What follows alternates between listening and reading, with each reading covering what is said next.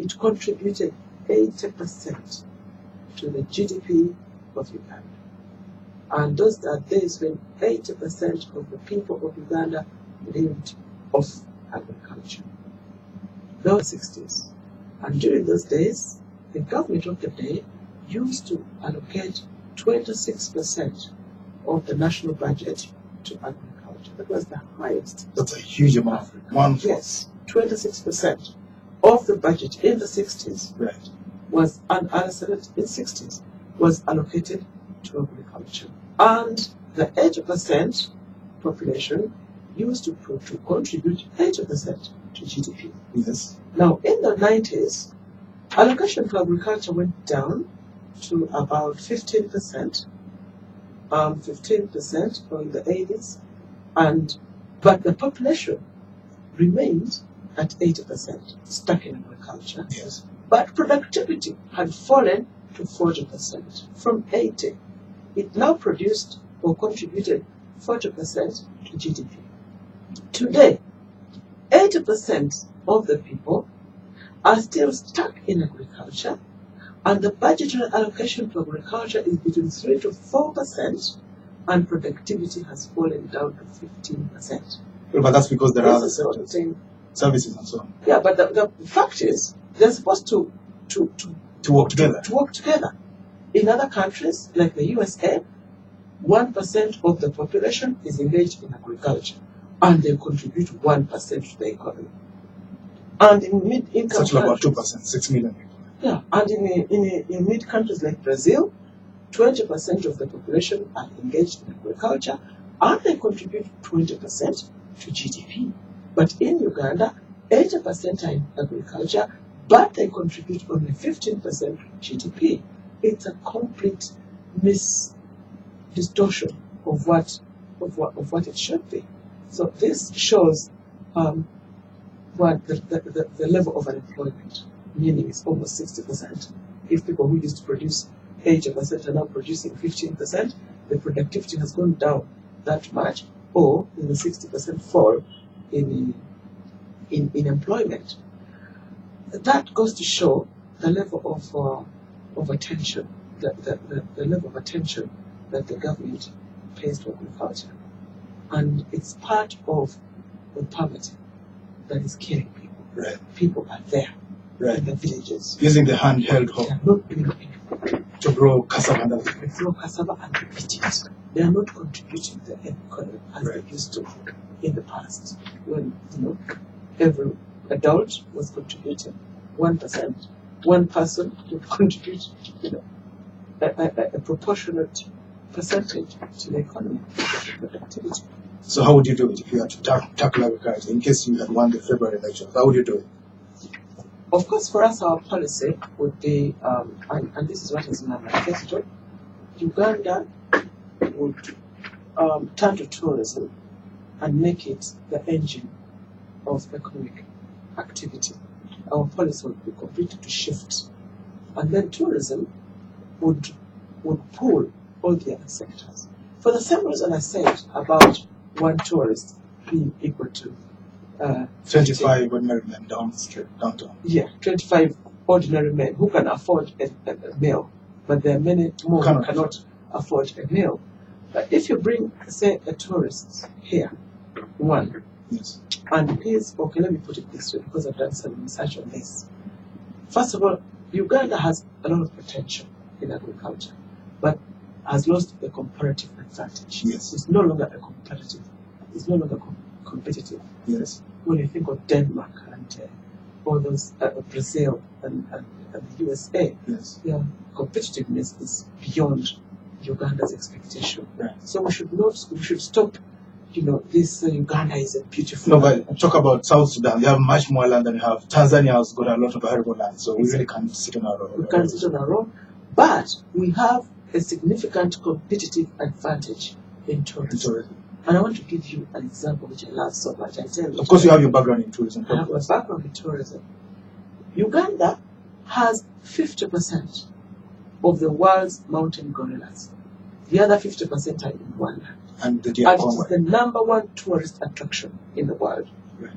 Uganda also has 11%. Bill Gates has been here to see those gorillas you talk Yes.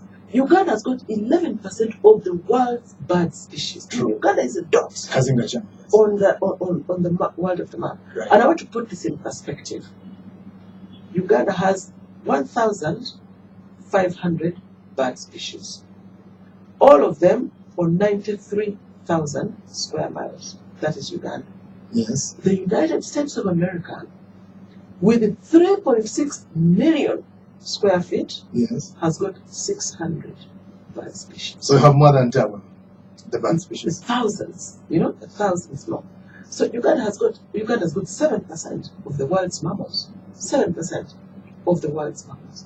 I mean, Uganda is a tourist paradise. Right. You just have to put in money, develop tourism, and you get your tourists here. I am telling you, if we get 5 million tourists here, each one spending a minimum of, say, $1,000, including transport, if you go to Uganda Airlines, you will raise $5 billion Right. a year. And this can be done. You don't have to reinvent the wheel. You don't have to do anything It can be new. done. You already Just have it. put money in marketing. Just market. And the structure. People think that you've got to build these skyscrapers. And you're a marketeer yourself. You don't When you need combine them. tourism and marketing, maybe you should be seated next to President Museveni right now, giving you some No, percent. not next to him. I want that chair. That's why I wanted. Wait for 5 years, but by the time you could talk to him, give him some of these ideas, and maybe run it. I've not been mean with my ideas. They're published, well published. Well, but ideas need to be built into concepts to make them work. So maybe you're the kind of people the president should be sitting with, advising you on some of these things. Would the opposition accept advice, President Museveni? Yeah, we do advise. I mean, so criticism. Some of you say, like you just say, you prefer to do them yourself when you. No. Well, through criticism, that's advice. And if he needs No, but you need, advice, we're in a crisis. You need concepts, not just ideas. Get concepts and then move the country forward. that's true. But he needs also to be positive and invite us and listen. I mean, it's not easy for me to go and knock at State House and say, hey, here, I have an idea, open the door. No. I mean, it's his Yes, open it, responsibility to look for people with ideas. That's true. People with ideas, Seek them out. seek them out. It's his responsibility, and he has the tools and the facilities That's to true. do that. So I think it's more. He's the man to reach out. Mm. Because I was at State House the other day. And in any case, if he's smart, our manifestos. The ideas can help. Even the manifestos. The manifestos are public documents. Right. If he doesn't want to sit with me, my manifesto. You can is read a it and public pick it up. document. And that's But of what course, he needs you to that's come what and his try experts should do. Right. When I was at State House the other day, I tried to talk him about the economy. He doesn't seem to be having anything really, really hard on his fingertips at the moment. Let's talk about the economy once again. The impact of the Bank of Uganda intervention. They've raised the CBR, central bank rate, to 16%. The 7-day interbank lending rate, the rate at which the bank rate is different from the CBR. The bank rate is 21%. How is this going to affect the economy? We probably are going to see interest rates going up to 30%. Borrowing. How is this going to affect? It's not reduced production. How can we get out of it? How? I always thought that Bank of Uganda intervention was not the right thing to do.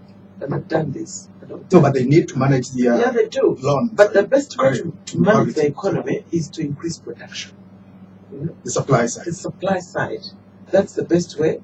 Even if you suffer for 6 months, but do the right thing. Right. You can't just move on the clouds and think you are doing much. It will just be a vicious cycle of Bank of Uganda intervention. What we need is intervention where it will really count in the industries, in the factories, and in the soil. That's where you're going to get production and employment. Because if you put money in the soil and the industries, then you're increasing employment, then you're increasing consumption, then you're increasing, what you really need to increase, instead of pouring dollars in the economy, which people just buy off the foreign and take to South Africa. Yeah, but of course, Bank of Uganda is concerned more about the demand side. That's their core. But let's talk about again the supply side. Uganda has a lot of food is going outside of the borders. DRC, mostly Southern Sudan. Would you ban the export of food item if you came to power? If you are listening. I think it should only be temporary. Now, to manage the crisis, the shortage of food crisis, you could do it, but it cannot be a permanent thing because. Well, you could have it as a stopgap measure. As a stopgap measure, control some of these things. For now, as you train people to save, to plant, to plan what to sell and what not to sell, to increase productivity, to improve on what you say, the science of production and all those things. So banning, I think that's what the president is calling an opportunity. If there's someone who wants your products, it is a good opportunity. Apply the eggs that come out of your chicken. Yeah, but you've got to plan for the food at home. You can't leave the kids hungry because you're selling everything. All right, this is Spectrum on Radio, and you can call in now, listeners. This is Honorable Bettie, President of the Uganda Federal Alliance. Our numbers 0414-348-111, 0312-260390, 0312-261390. Spectrum, hello? Spectrum. Yes, sir, your name? Thank you for good presentation. And I'm very happy with the vista which are doing today's Spectrum. This is none other than Sekirinya Muhammadi from However Constituency. President, I salute you. But for about the problem of unemployment, I think we should want to solve the problem of unemployment. We have to come on the ground. We as the leaders within our areas. Because me as Sekirinya, I started the Uganda Mission Against Poverty in my constituency. In order to fight the problem of unemployment, some leaders or some becoming leaders start those things within their constituencies. I think it can even solve the problem of unemployment all over the country, respectively. May God be with you, this is Sekirinya Moment. Thank you, sir. Spectrum, hello? Yes, sir, your name? Good evening, my name is Yes. Can you please lower your radio volume? Yes, I've been listening attentively to Honorable. Your radio is feeding back into the microphone. I'm telling that I've been listening attentively to Honorable Bettie Kamya. She has actually understood very well some of the solutions to the current problem of men going through. But I would like to add that what we need at the moment is basically to increase from that. Such that if we can, through government can come up and offer subsidies for the production sector, such that we increase the production, export, and earn the foreign currency or foreign exchange. It will help us, it will help us and push the economy, because if we have the foreign exchange, That's right. it means we can use that money to import whatever we want. And then, of course, such kind of production will also create, and it will actually create employment and solve the problem of unemployment. Okay. Thank you very much, Little Sheikh Kayanda there. Spectrum, hello? Hello? Yes, sir, your name? Hello? Okay, Spectrum, hello? Hello? Hello? Good evening, your name? I'm calling from Pin 5. Thank you for hosting Mama Bettie Kamya Federal Alliance and Federal Alliance. I want to use the articulation, but as my brother said, he has put it across that exactly you people in the opposition, you don't have role models. For example, Madam Bettie Kamya, you were born in Lakai district. But if you had a role model farm, who would go there and get ideas. But look at the opposition members like here, Honorable Kennedy. They don't have even farms to demonstrate. My issue is about production. What's the solution? You know that most of the people, 80% live in the rural areas. We should just encourage them to produce enough of consumption for sale. But if you say that, and if you recall in the tourism industry, what happens? You guys work in the government, you are very smart. And you know what the guys after the wildlife policy, what they are under investigation by Kanyamba, just Kanyamba. So the government has tried to level best to invest in tourism, but you guys in government, in NGOs, you are the ones corrupting. You are corrupting. You have corruption. So you have to pull up yourself. Thank you. All right. Spectrum, hello? Hello? Yes, your name? Hello? Yes, sir, your name? Yeah, my name is Martin. I'm calling from Wavere. Yeah. I want to thank Betty Kamya for her contribution. I was just thinking, I was the only one who was thinking one day this government is going to hang up their glass. I think it's like they have dismantled the radio and they have to fix it and they are looking for the manual and they can't get it. The solution to me is let them put this arrogance aside and just come down and sit and talk with the citizens. Then these problems can get solved. But as long as teachers don't stress you want to start them, you know, the arrogance just won't help us anyway. Thank you. Spectrum 11. Hello, Yes, sir, your name? my name is Frank.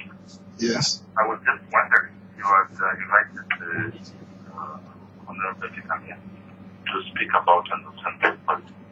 And as far as I'm concerned, I don't see yet any policy that she has talked about, except to talk about the issue of the production. Production things, yeah, maybe in the medium term.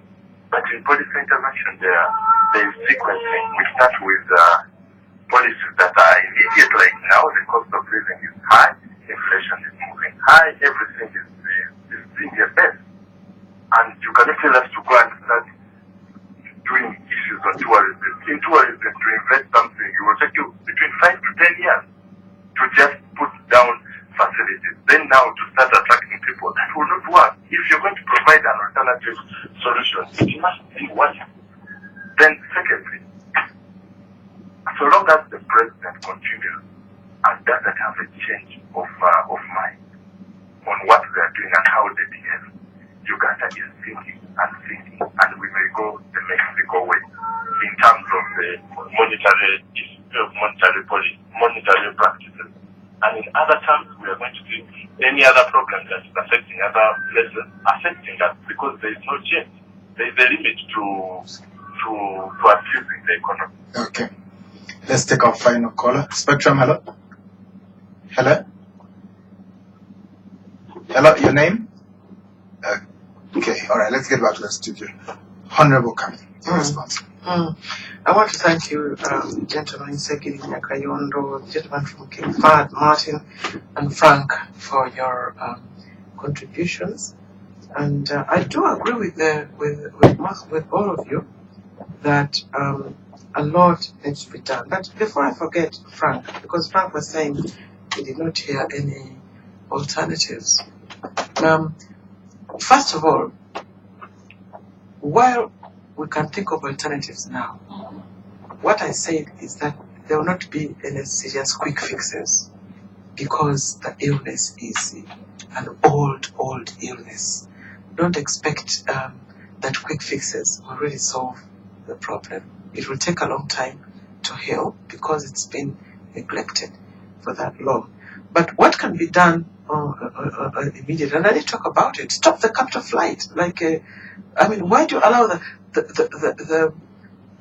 forex bureaus to continue business as if there's no problem in this country? How do you do it? You tell them to stop exporting dollars. How they ban it? It's their money, dividends and other things. No, taking out the money out of the country. Even the US, you don't just take out the money like that. Should come foreign exchange outflow. Foreign exchange capital outflow should be immediately.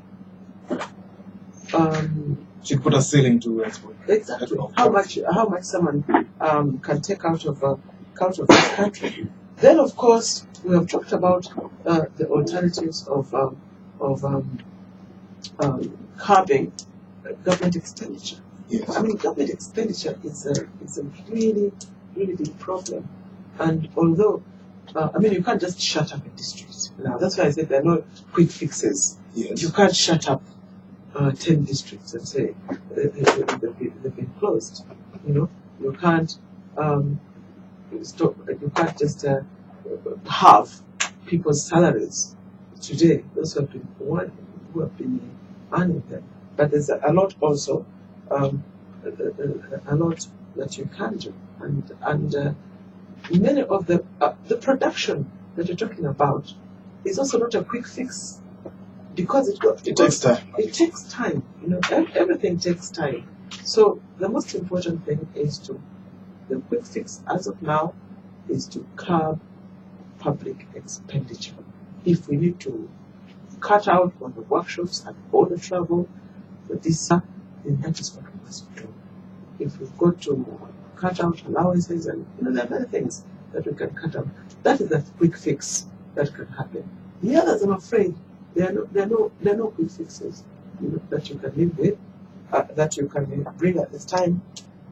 You will have to invest in the long-term plan, in the long-term policies like education. And I'm not saying as long-term as 15 years or anything like that, but the long time that instead of patriotism classes, for instance, instead of patriotism classes, teach youth to be innovative. Yes. Show them how they can easily, turn opportunities, look out for opportunities at every event. I think that would be more useful than teaching them to love their country, their motherland. To love their motherland, because they will love their motherland anyway if their motherland loves them And first. they could sleep hungry there. Or you can't love your motherland and sleep hungry in the end. So there are alternatives. And then of course there's a question that Fad, the gentleman from King Fad, Yes. he said there are no role models. I probably agree with him. But we can't all be farmers. As I said, as the economy grows, the number of people who feed on the land get less and less. In the USA, it's only 1% of the population that live on the economy. In Europe, it's about 2%. In Uganda, it's 80%. So you need policies actually that get people off the land into industries so that the farms can be more commercialized. But if you're pushing everybody to go on the land, then you With a have to- handheld. It's not bad going to the land with a tractor. Yeah, but if everybody's got a quarter of an acre, So you're talking about large commercial farms. large commercial farms, they normally attract people off the land. They go into manufacturing, production, and service industry. So that's where you have to have policies that take people off the land into service industries and manufacturing industries. In other countries, of course, they have subsidies,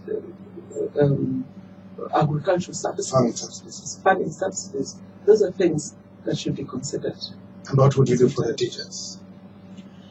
The teachers, I support them.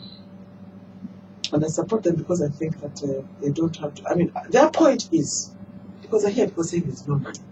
I think what the teachers are saying, why should we be the ones to pay the price? I mean, Jennifer Msi wants 43 million, and she wants 30 million for the division, for her deputy. And I'm not hearing them saying no. The MPs want 20 million, and public heads of government institutions, NSSF and URA, they get 28 million. I mean, the teachers are saying, why should we be the ones to pay the price for everybody else? And they have a point. So if it was up to me, or I still do, I would encourage parents and children and everybody to make the teachers' demands a national demand. Like You'd give them more money. Support, so that government listens. Like Mabira. This country has come together on Mabira. So it's a national issue. But we've left the teachers' plight to be the teachers' plight. And the government is ganging with some parents to squeeze the teachers, and to squeeze the teachers. What I'm saying is the parents are not looking far ahead, far enough, because of they've paid maybe some school fees, but sometimes students have strikes anyway. Yes. And close the schools, and nobody's talking about and burn up everything and destroy things. So really, I would like us to, and I would encourage everybody, not to make it a teacher's issue. Yes. But our issue, all of us, parents, teachers, and children. All right. If we sort it out, then we'll have a good start as far as education is concerned. We have to go. Finally, what would you do for the urban poor? Very, very briefly. You see, it can't be very briefly. which we have to be very brilliant. But it all goes back to the system. The system, this over-centralized system, siphons resources from each corner of the country, centralizes them, and gets a few people to abuse and misuse them. Okay. Where the money is where jobs are. If you get the money from Karamoja, from Kabale, from Teso, from Lango, there's no money at all. All the money comes here in the center, and very little money goes back. You will have unemployment and poverty. All right. So you've got to address the system of finance management as well. And thank you very much, Honorable Bettie, for calling Namisango, Kamya, President of the Uganda Federal Alliance. Thank you for tuning in. I've been your host, Edmond Chisco. Spectrum will be back tomorrow, but right now you can hear the news in English. Please stay tuned. Many have attempted to navigate essential waters of jazz and soul.